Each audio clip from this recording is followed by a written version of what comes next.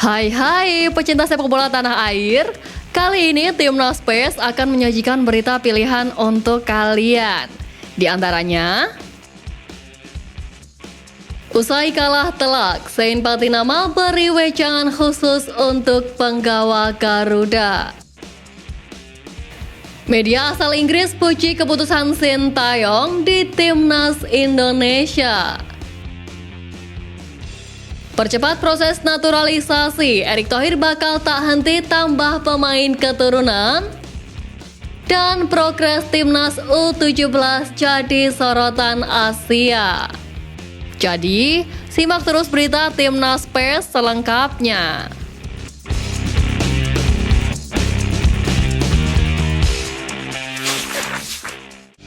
Skuad Garuda Asia baru saja menjalani laga pamungkas babak penyisihan grup A Piala Dunia U17. Dalam laga yang digelar pada Kamis semalam, Timnas Indonesia U17 harus mengalami kekalahan 3-1 atas Maroko U17. Di laga semalam itu, skuad Garuda Asia harus ketinggalan 2 gol terlebih dahulu melalui gol Anas Alawi dan Abdel Hamid Edboudlal di babak pertama. Lalu Nabil Ashura sempat mengecilkan ketertinggalan dengan mencetak gol melalui tendangan bebasnya dari luar kotak penalti. Kemudian tim Merah Putih mendapatkan momentum untuk menyamakan kedudukan di babak kedua usai tendangan bebas Ahmad Zidane mengenai tangan Mali Abdel Hamid. Para pengawal timnas pun bereaksi kepada wasit untuk menunjuk titik putih. Dalam tayangan ulang pun sudah terlihat jelas jika bola tersebut mengenai tangan dari pemain Maroko tersebut. Namun sayangnya wasit memutuskan bahwa tidak ada penalti untuk tim tuan rumah. Kendati bisa dibilang dirugikan oleh keputusan wasit, Bima Sakti tak melakukan protes. Dia menegaskan bahwa timnya menerima keputusan yang telah dibuat oleh sang pengadil lapangan. Sebagaimana diketahui, Timnas Indonesia U17 baru saja menyelesaikan babak penyisihan grup A Piala Dunia U17. Skuad Garuda Asia sebelumnya berhasil menahan imbang Ekuador serta Panama. Namun mereka justru menelan kekalahan pahit di laga melawan Maroko dengan skor 1-3. Dengan hasil ini, Timnas Indonesia U17 mengoleksi 2 poin dari 3 laga fase grup yang sudah dijalani. Di samping itu, pelatih Timnas Indonesia U17, Bima Sakti mengucapkan permohonan maaf usai laga lawan Maroko. Menurutnya, para pemain sudah bekerja keras dalam pertandingan. Ia juga mengungkap bahwa pemain sudah berusaha maksimal dan sudah bekerja keras menampilkan yang terbaik. Soal kekalahan ini, Bima Sakti mengaku bertanggung jawab karena memang ada beberapa kesalahan yang harus diperbaiki. Di samping itu, Bima Sakti menyerahkan nasibnya usai gelaran Piala Dunia U17 kepada PSSI.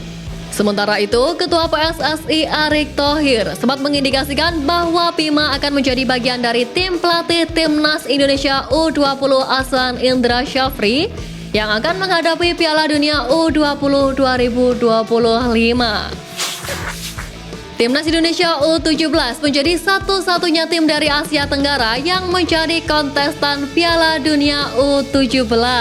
Hal itu dikarenakan Indonesia ditunjuk FIFA untuk menjadi tuan rumah event 2 tahunan tersebut. Kendati demikian, kini nasib Timnas Indonesia di Piala Dunia U17 di ujung tanduk. Sebab kini mereka diharuskan menunggu hasil dari tim lain untuk lolos ke babak 16 sebagai tim peringkat 3 terbaik. Mereka mesti berharap laga Korea Selatan U17 melawan Burkina Faso U17 berakhir imbang. Lalu duel antara Meksiko U17 melawan Selandia Baru U17 wajib berakhir 0-0. Di samping itu, media negara tetangga yakni PLOVN memuji perjuangan Timnas Indonesia U17. Media asal Vietnam itu memuji skuad Garuda Asia di 2 laga awalnya ketika imbang menghadapi Ekuador dan Panama. Dalam artikel tersebut, mereka juga memuji progres Timnas Indonesia di ajang prestisius level umur tersebut. Timnas Indonesia datang ke markas Irak sebelumnya membawa kepercayaan diri yang tinggi. Hal tersebut dapat dinilai ketika Sintayong memilih beberapa pemain andalannya untuk memperkuat Timnas Indonesia. Walau begitu, kepercayaan diri tinggi para penggawa timnas itu tak diiringi dengan hasil yang maksimal. Dalam perjalanannya di laga kualifikasi Piala Dunia putaran kedua zona Asia itu, skuad Garuda harus mengalami kekalahan telak atas Irak dengan skor 5-1. Di laga tersebut, Mark Klok dan kawan-kawan sejatinya bermain apik di babak pertama. Bahkan, timnas Indonesia sempat hampir mengejar ketertinggalan melalui gol yang dicetak Sen Batinama pada menit ke-45+3. Sen mengatakan jika dirinya dan rekan setimnya memiliki kepercayaan diri usai berhasil mencetak gol tersebut. Namun sayangnya, skuad Garuda justru kebobolan 3 kali di babak kedua.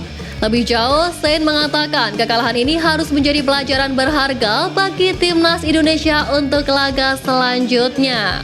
Pemain Viking FK itu mengingatkan kepercayaan diri tinggi tidak boleh membentuk kesombongan untuk skuad Garuda. Salah satu pemain keturunan Indonesia yakni Ragnar Oratmangun saat ini sedang menjalani proses perubahan status kewarganegaraan.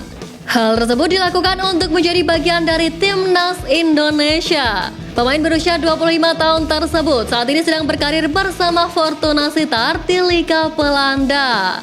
Dirinya pun bisa bermain di beberapa posisi. Ragnar bisa dimanfaatkan menjadi second striker saat dibutuhkan oleh Sintayong. Masih berusia muda, pemain tersebut masih bisa berkembang dan jadi sosok penting di skuad Garuda. Di samping itu, Erick Thohir menilai bahwa tidak hanya timnas senior, pemain generasi seperti Justin Hubner, Rafael Struijk, dan Ivar Jenner akan jadi sosok masa depan skuad Garuda. Di bawah mereka ada pemain keturunan lain seperti Amar Rehan Berkic, Welber Jardim, dan Kauyon Damanik yang diproyeksikan ke timnas U20 Indonesia. Selain nama-nama di atas, nantinya ada pemain berkualitas lain yang diproyeksikan bisa tersedia untuk Indonesia. PSSI menargetkan ada 150 daftar pemain keturunan yang saat ini mereka dapatkan. Seperti diketahui, saat ini PSSI sedang menggodok 4 pemain keturunan yang akan dinaturalisasi. Mereka adalah Justin Hubner, Jay Izes, Nathan Joan, dan Ragnar Oratmangun. Untuk proses naturalisasi Ragnar Oratmangun baru diajukan karena ia menjadi nama terakhir yang diumumkan PSSI. Sementara itu, Erick Thohir menjelaskan bahwa berkas Justin Hubner saat ini sudah berada di Presiden Jokowi. Hal ini karena nama Justin sudah mulai menjalani pemindahan kewarganegaraan bersama Rafael Struijk dan Ivar Jenner. Namun, proses tersebut sempat terhenti. Diprediksi pemain Wolverhampton U21 itu tidak membutuhkan waktu lama untuk menjadi WNI. Ia tinggal melewati sumpah WNI dan selanjutnya dilakukan pemindahan federasi. Di samping itu, Erick Thohir juga menambahkan bahwa berkas Nathan dan Jay sudah mulai diproses dan sudah berada di Kementerian Hukum dan HAM. Erick menegaskan bahwa semua proses naturalisasi akan segera dikebut, termasuk untuk Ragnar yang baru memulai proses naturalisasi. PSSI menargetkan pada 10 Desember nanti mereka bisa tersedia untuk membela timnas Indonesia.